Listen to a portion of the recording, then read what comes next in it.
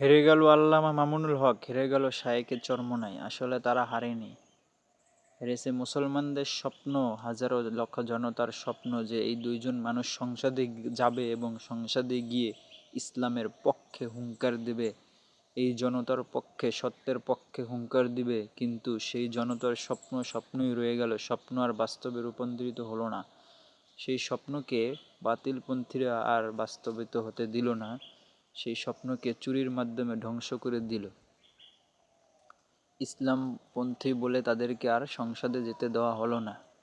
সেই 17 বছর ধরে এই দেশে যেই কর্মকাণ্ড চলছিল, আমার মনে হচ্ছে আবার সেই একই কর্মকাণ্ড এই বাংলার জমিনে শুরু হয়ে যাবে, অলরেডি শুরু হয়ে গিয়েছে।